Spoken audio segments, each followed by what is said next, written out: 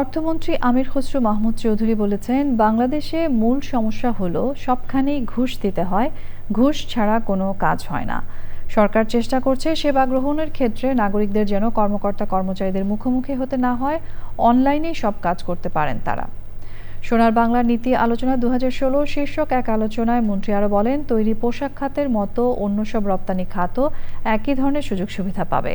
ব্যবসা বাণিজ্যের পথে বাধাগুলো চিহ্নিত করা, সেগুলো সমাধানে 2 বছর সময় চেয়েছেন অর্থমন্ত্রী। রিজভিন আজের রিপোর্ট।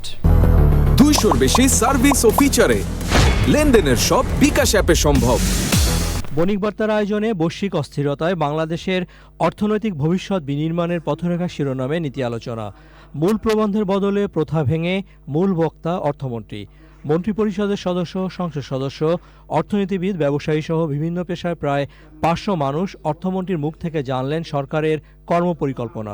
এখানে ক্যাশের ট্রানজ্যাকশনও থাকবে না, ফিজিক্যাল কন্ট্যাক্টও থাকবে না। সো গ্র্যাজুয়ালি আমরা সেদিকে যাচ্ছি।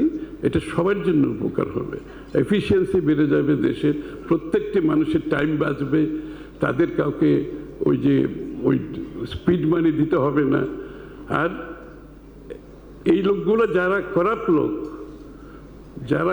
লোক সরকারের মধ্যে বসে আছে, যারা ইজ অফ ডুইং এর পথে দাঁড়িয়ে আছে, ইজ অফ ডুইং বিজনেসের পথে যারা দাঁড়াচ্ছে, এই লোকগুলোকে রিডান্ডেন্ট করে দেওয়া ছাড়া আপনি রিফর্ম করতে পারবেন না। You just make them redundant. আমাদের দেশ যে জায়গায় গিয়ে দাঁড়িয়েছে আজকে নীতি নৈতিকতার দিক থেকে, মরাল হাইগ্রাউন্ড বলে কিছু নাই। প্র্যাকটিক্যালি নীতি নৈতিকতা বলতে কিছু নাই। ব্যবসায়ীদের প্রশ্নোত্তরে অর্থমন্ত্রী জানান, সবার জন্য সমান সুযোগের নীতি বাস্তবায়ন করবে তার সরকার। এবং গার্মেন্ট সেক্টর যে ফ্যাসিলিটিগুলো এনজয় করতেছে, any export industry, anyone, they will be given the exactly same facility. Anyone. বণিক বার্তা সম্পাদক হানিফ মাহমুদের সঞ্চালনায় প্রায় 2.5 ঘন্টার আলোচনায় অর্থনীতির খাত উপখাত নিয়ে সমস্যা ও সম্ভাবনার কথাগুলো উঠে আসে।